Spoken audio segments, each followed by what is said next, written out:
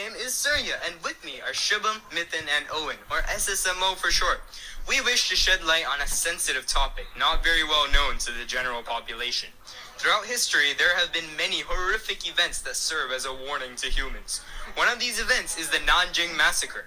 The Nanjing Massacre happened shortly before World War II, during the Sino-Japanese War. During the early years of World War II, after the Japanese captured the city of Shanghai, China, they turned their attention to the bustling city of Nanjing, the capital of China at the time. Over a period of 6 weeks, they entered the city and took the lives of hundreds of thousands of people, soldiers and civilians included. They burned buildings and targeted vulnerable groups like infants and elderly people for execution. No one was safe from the brutal slaughter and destruction. Meanwhile, the Chinese government itself did not let any civilians evacuate. According to Rape of Nanjing, Massacre Facts and Aftermath, China's nationalist leader, Chiang Kai-shek, ordered the removal of nearly all official Chinese troops from the city. What a guy! About 500,000 civilians remained in Nanjing. As the Japanese approached, civilians grew more and more terrified, rightfully so. The Japanese shot or bayoneted any civilian they saw. The streets were littered with the dead. Women and children were subjected to unspeakable travesties. Women were carted off and became prisoners of the Japanese, who used them for their own sick pleasures.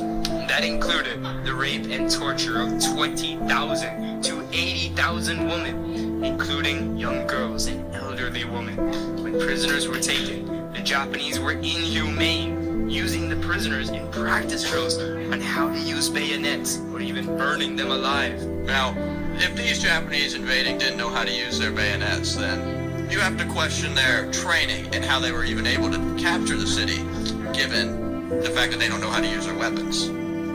Despite the terrible atrocities committed in Nanjing, miraculously, there were still some survivors.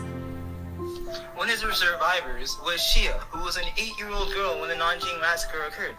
She was interviewed by the USC Showa Foundation, and she recounted her experiences on camera.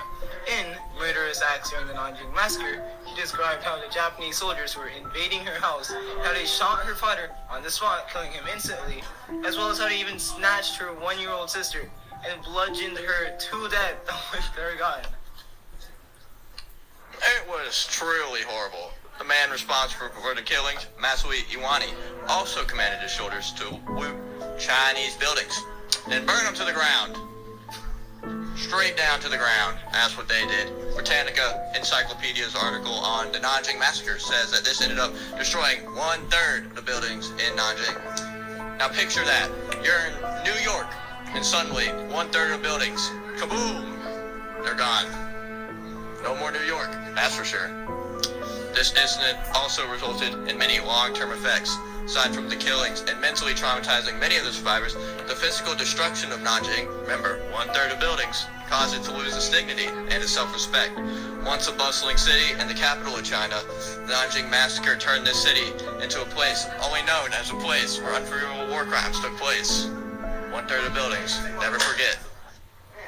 Now at least survivors, journalists and historians are sharing details about this horrendous event. Japanese influenced propaganda at the time painted a completely different picture of Japanese soldiers playing with the children and leaving the city untouched.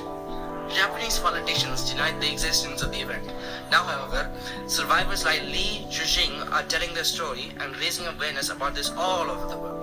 In a news report by CGTN, it is said that Li appeared as an eyewitness in 1946 when Japanese war criminals were tried by the Far East Military Tribunal. Their stories prompt lawmakers and global leaders to pay attention and work to prevent such travesties from occurring ever again. The words of survivors, historians, journalists, and missionaries have a huge impact and help to procure justice for all. Many people have heard about the Holocaust, the Civil Rights Movement, and other prominent historical events. Yeah, civil rights. However, no one ever talks about the Nanjing Massacre.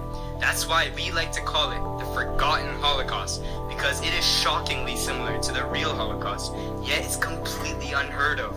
In essence, the Nanjing Massacre was a brutal killing of around 300,000 people, perpetrated perpetrated by the Japanese in 1937. The Japanese massacre, the Nanjing massacre, serves as a lesson to the whole world that all is not fair in war, and that for justice to be served, victims must speak up.